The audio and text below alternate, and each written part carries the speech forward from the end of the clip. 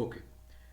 Good morning, students. I welcome you back to this lecture on To the Lighthouse, written by Virginia Woolf. This is the first lecture in the series of the novel session that we have. In our previous classes, we completed rhetoric and prosody. So today we'll be starting with To the Lighthouse, written by Virginia Woolf. This is supposed to be the introduction on To the Lighthouse. So before we move into Lighthouse, the text, we will go through a short biography of what Virginia Woolf is and what she has actually written, her literary works. So we will start with a short biography, a brief biography of Virginia Woolf. She was born in 1882 in a very prestigious literary family. Her father was Leslie Stephen, and who was a very famous editor.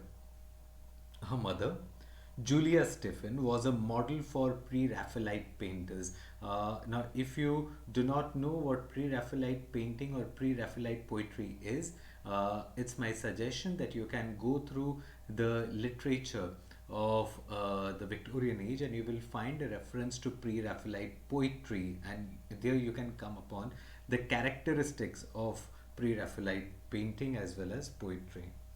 Okay, so we find that from the very beginning, Ulf had taken birth in a family which was full of interesting figures. So, from childhood days, she got initiated into writing. The environment, the atmosphere was quite favorable for her to take up writing because of the way in which she was born in a particular literary family.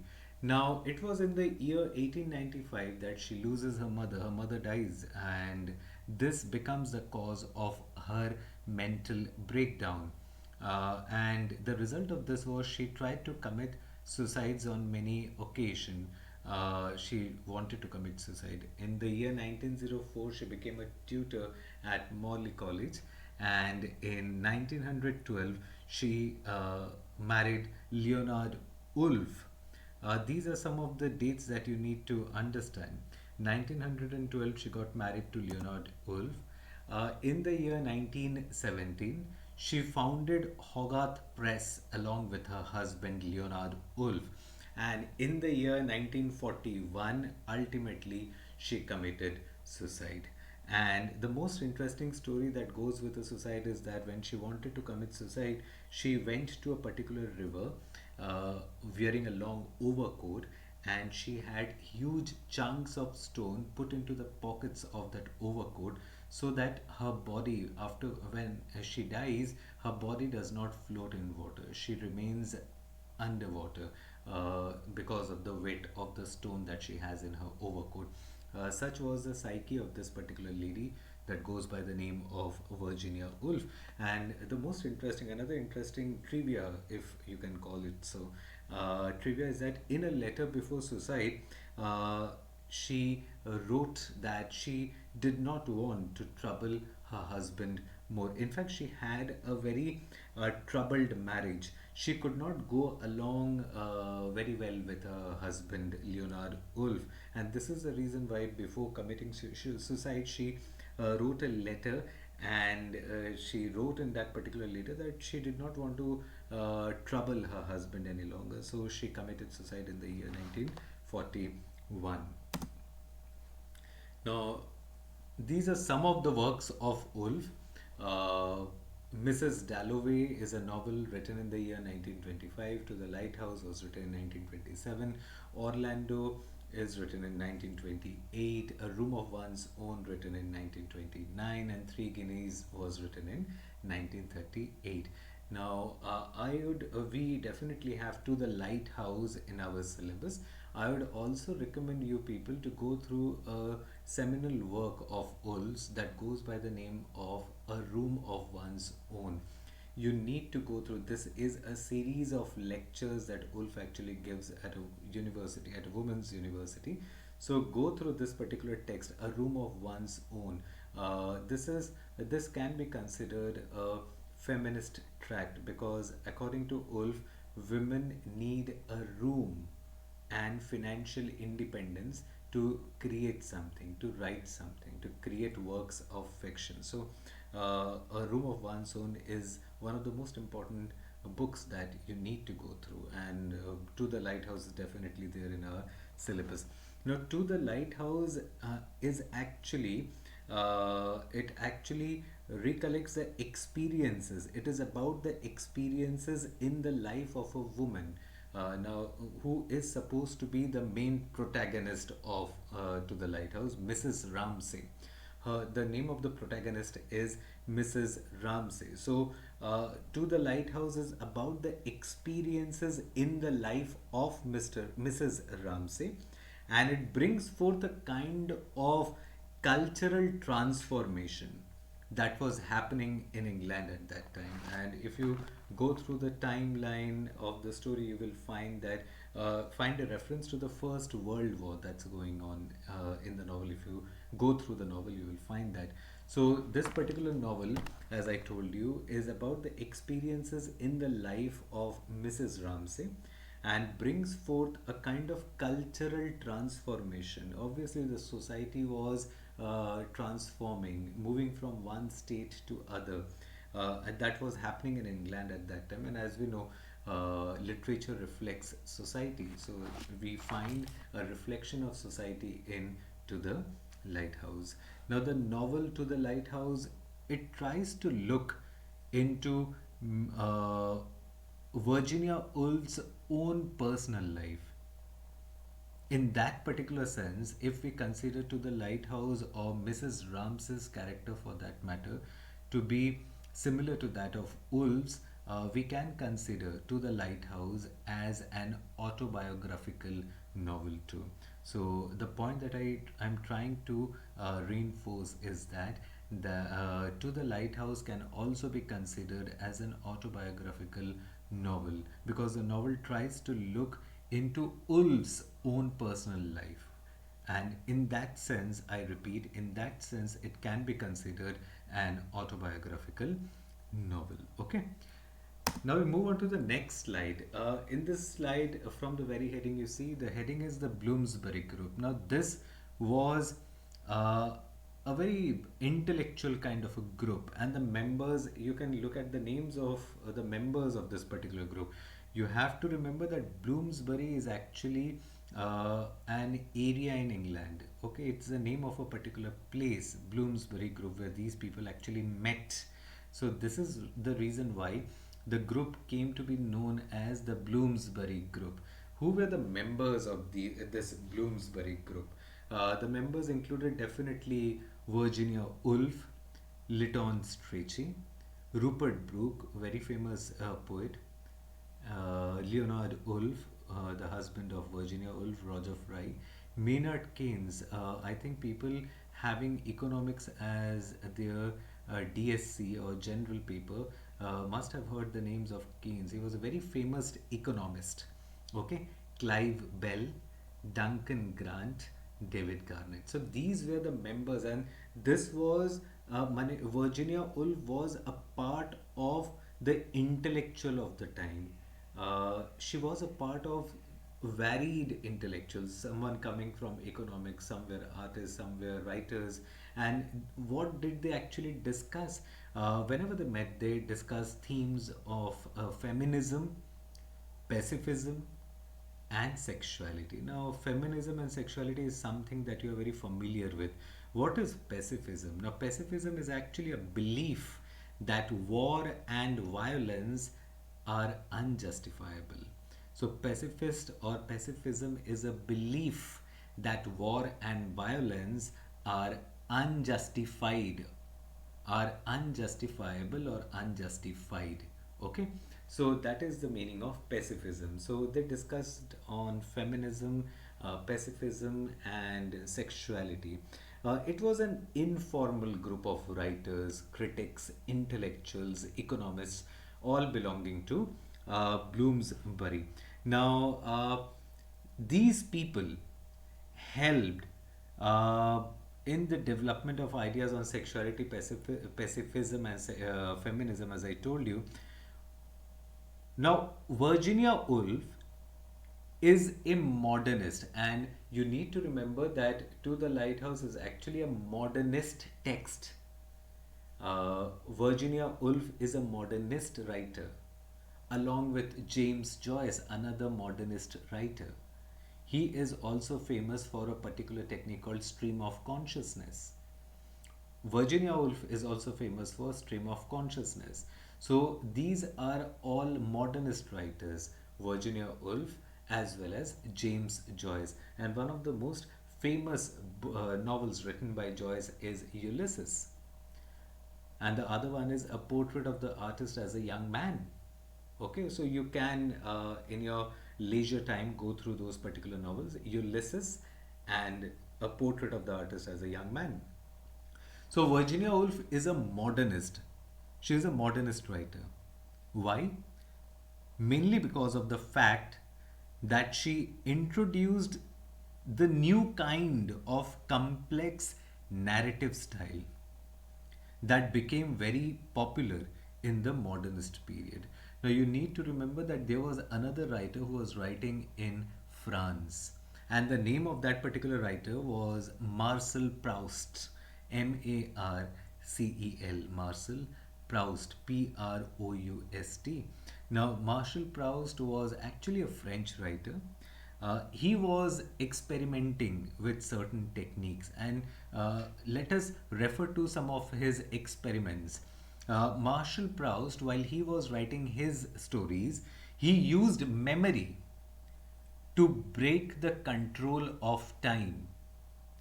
He used memory to break the control of time, and this line is very significant because we always think of linear time, of time moving unidirectionally, moving in one direction. Now, when I say linearity, time has a kind of linearity, and we believe that time is moving. What do we mean by linearity? Linearity means after alphabet A comes B, after B comes C, after C comes D. Okay, this is the linear movement of time. But according to Marshall Proust, what he does is he uses memory, and memory is something that does not, you cannot contain memory in a linearity. Okay, because memories will actually take you back to the past. They will again bring you to the present, and there is always a kind of a jump cut happening between the past, present, and future. Now, jump cut is actually a technical term used in films and movies, in directions. Okay, so that is what jump cut is. So, what Marshall Proust was doing is he was using memory to break the control of time. And Marshall Proust used certain smells. Sometimes we find that while moving through a narrow alley, we come across a certain smell which reminds us of our childhood. कभी कभी कुछ ऐसी सुगंध नाक में जाती है जो जैसे ही नाक में जाती है हमें बचपन का कोई एपिसोड याद आ जाता है। ठीक है, तो मेमोरी कैसे लीनियरिटी को डिफाई करती है, देखो मेमोरी लीनियरिटी को कैसे ठेंगा दिखाती है, to use a very informal word in a very formal lecture. So Marshall Proust used certain smells, certain objects to go to the past. He broke the linear development of time. So Marshall Proust has broken the linear development of time to argue that time moves in a circular fashion. Okay, time does not move linearly, in a linear way. Time moves in a circular way. ठीक है, this is the kind of experimentation that Proust was actually doing, and this is the reason why he uses memory to break the control of time. Okay, now what Woolf was trying to do is she was also trying to do the same thing. She tried to compress time and use memory as a mechanism to overcome the control of time. So you find that Woolf too was experimenting with the same thing that Marshall Proust was doing in France. Okay, So what I told you is this, that Ulf also tried to compress time and use memory as a mechanism to overcome the control of time.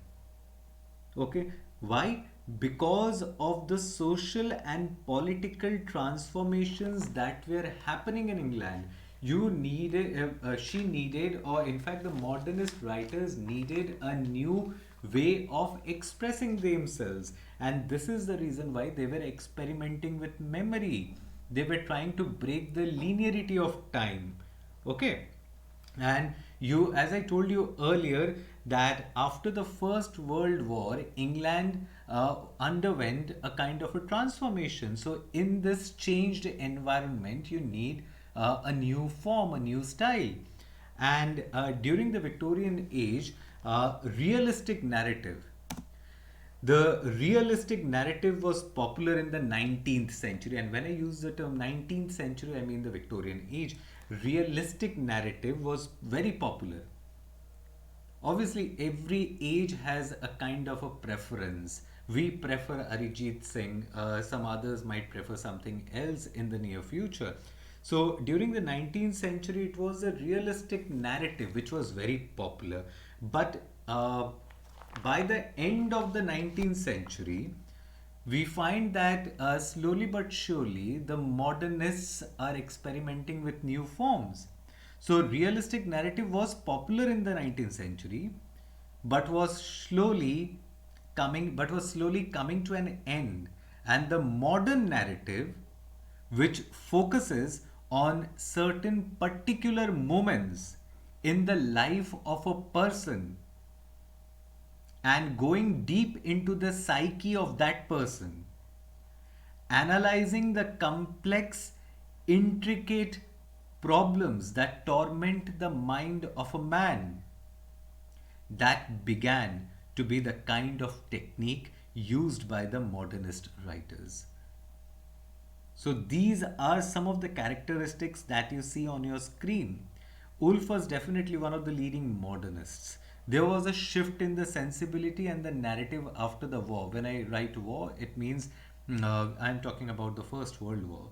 So now the narrative shifts from realistic or realism to psychological realism kind of a thing, because it gives voice, the modernist text particularly written by Ulf, it gives voice to the complex inner world, not the outer world, the inner world of a particular individual, the inner world of feeling and memory. When you go through to the with when you read the text To the Lighthouse, you will find that it is about the complex inner world of feeling and memory that is more important. External events are not that significant when it comes to modernist texts. Okay, the psyche becomes very important, the psychology of a particular protagonist becomes very important. Okay, so it gives voice to the complex inner world of feeling and memory. Okay, so there is also the last point that I have mentioned on screen is there is also a change in the narrator. As of now, when we were going through with Pride and Prejudice and Wuthering Heights and those sorts of novel, you find that there is the presence of an omniscient narrator जिसको सब कुछ पता है. He knows each and everything. What has happened, what is going to happen, what is happening. He knows each and everything. The omniscient narrator, God, as God knows everything, this narrator knows everything. But in the modernist text, you do not find this omniscient narrator. This is also a change that has come in a modernist text. The omniscient narrator was absent in a modernist text, and the use of multiple narrator. ठीक है, the use of multiple narrator, this becomes very important. In a modernist text, you find multiple narrators. The kind of unraveling the mind of the characters began to appear in the novel. So go through To the Lighthouse, you will find that there is no omniscient narrator.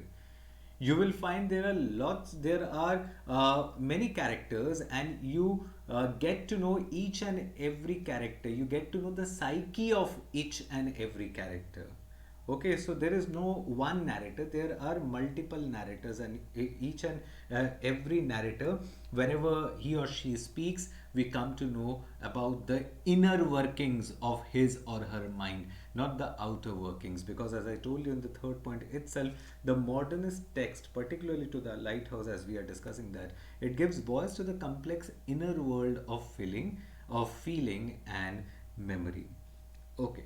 So, To the Lighthouse is an example of this kind of experimentation in the narrative structure. Okay. So, we move on to the next slide. Now we come to the stream of consciousness technique. What do you mean by stream of consciousness technique?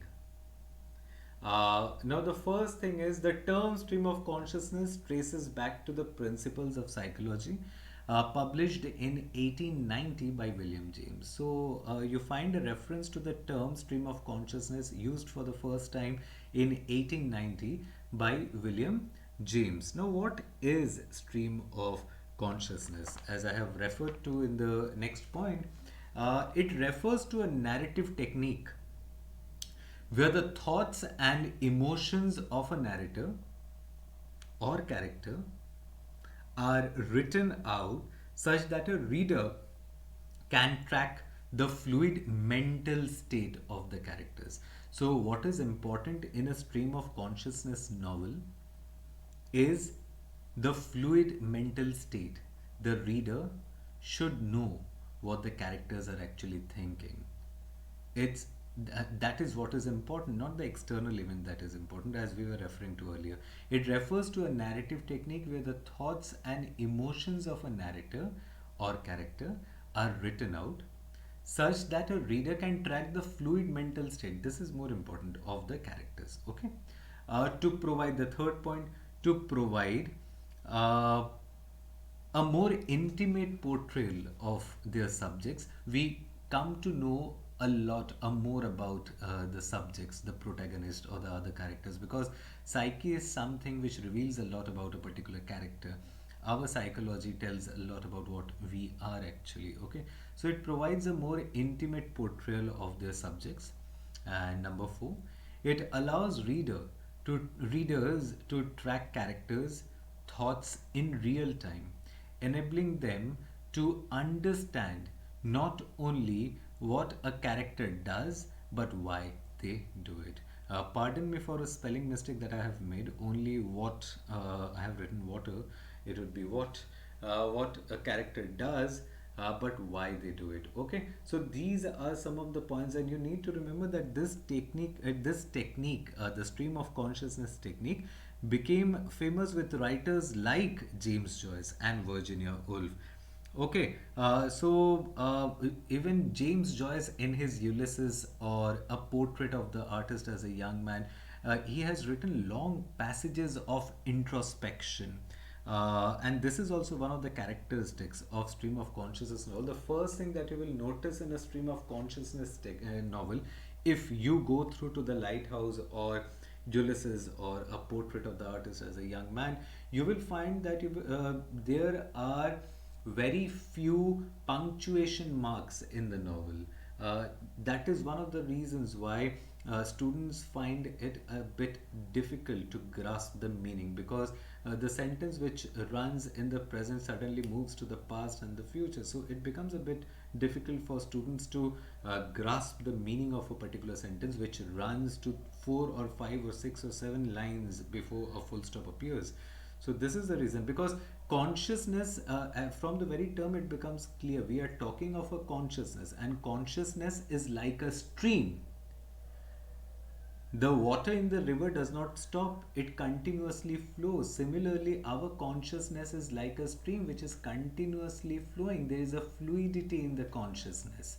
Okay, there is a fluidity in the consciousness. The consciousness is consciously flowing and is continuously flowing. So, there cannot be a full stop to our consciousness, and this is the reason I think why we have very few punctuation marks in it. Okay, in fact, when you go through the novels that you have read earlier during the Augustan age or during the romantic age, or the Victorian age. Pardon me, novels. We I think in our syllabus we have novels of romantic age in Jane Austen's Pride and Prejudice. In fact, novel writing began in the 18th century, starting with Henry Fielding and Richard Smollett and those particular people, Richardson and Smollett, Tobias Smollett. So these were some of the writers who started writing novels. But the first female novelist, the first that we have read is Jane Austen's Pride and Prejudice. Uh, okay, so when we read those particular texts, it becomes very easier for us because we know that there is this narrator who is godlike and he is omnipresent, he is omniscient, he knows each and everything what's happening around us. So he gives us all the information that is needed for a particular reader to understand the text. But in Stream of Consciousness novel, you won't find such a thing. As we had discussed earlier, there are multiple narrators and the psyche. It is the psyche of those multiple characters that is more important because it helps in understanding a particular common man. Okay, as such. So, experiences and thoughts that pass through the mind of the character and the various manifestation of these thoughts in the form of visions, memories, all mingled in the stream of consciousness narrative.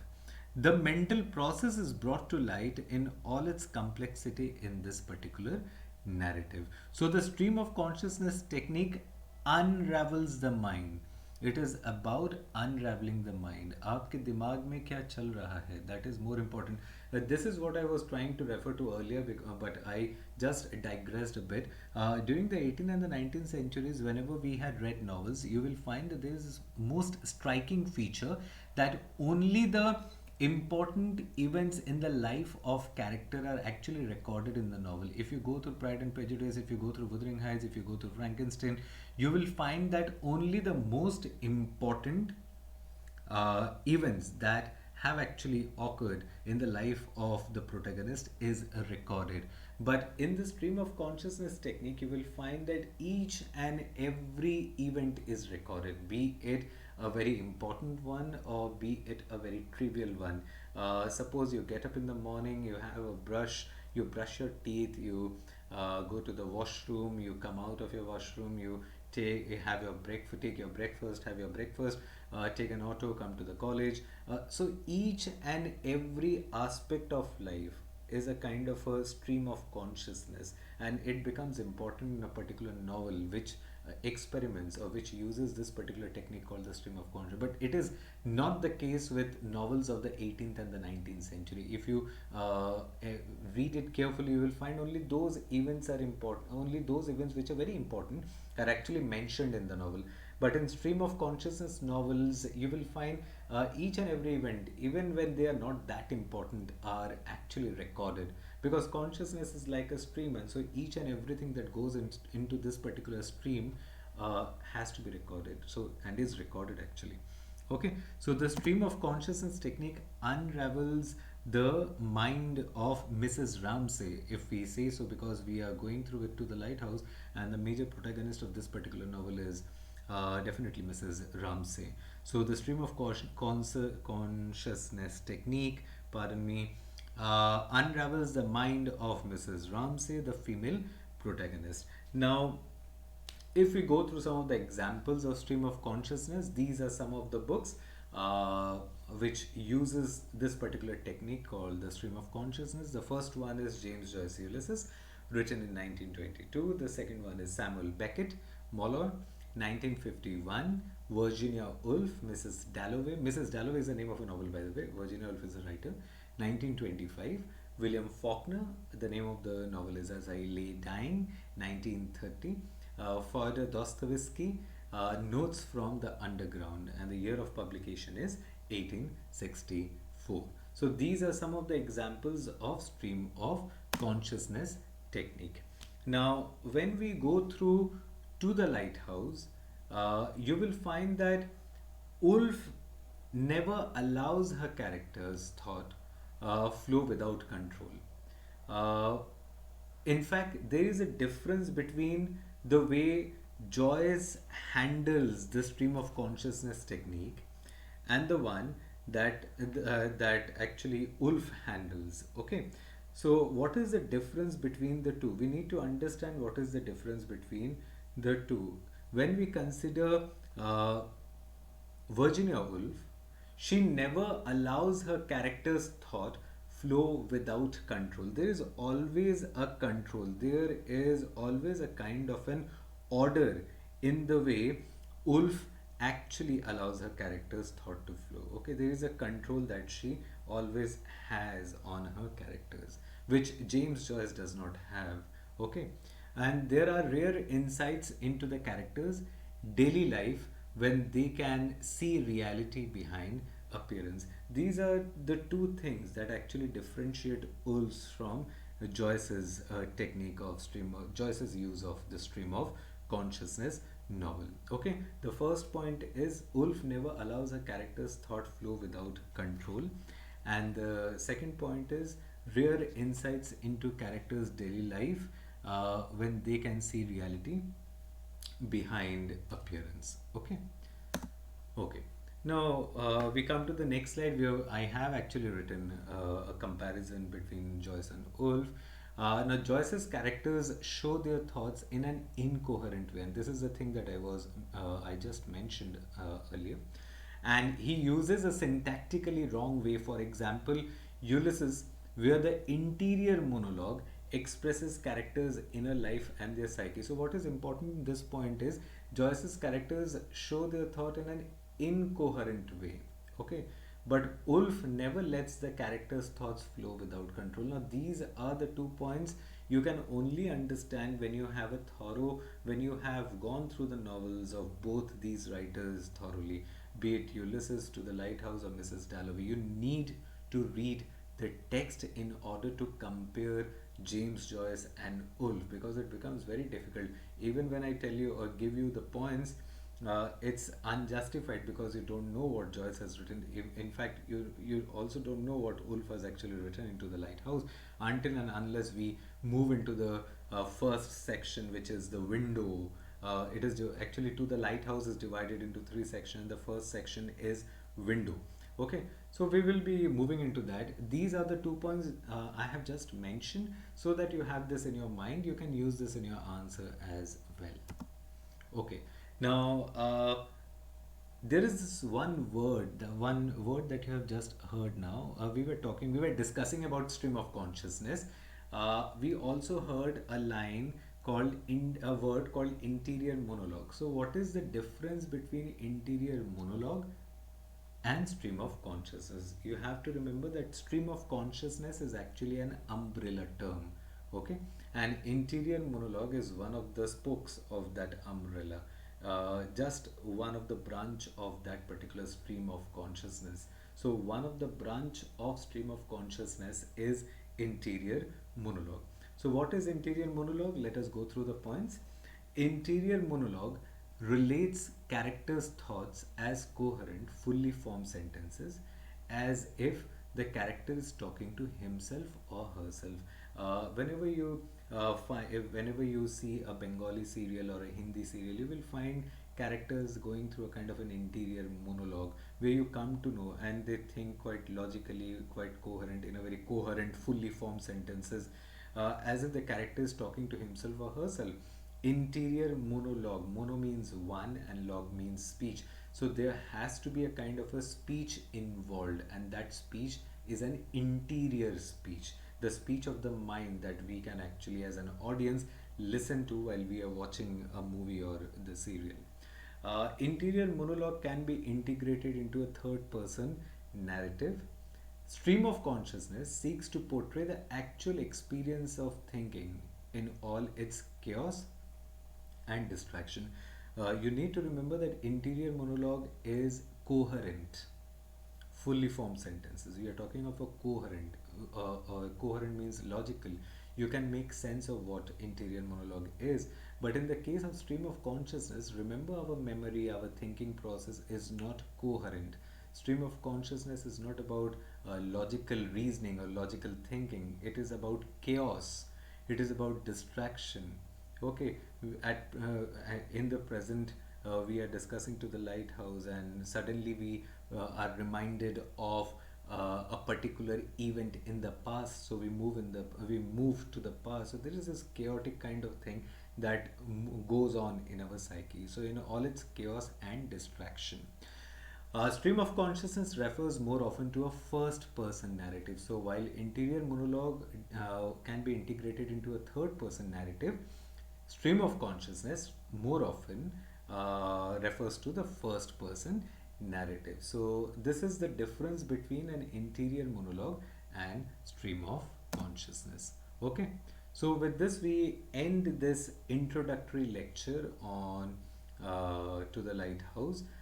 From next day onwards, we will move to the text, to an introduction, summary, and analysis of the text.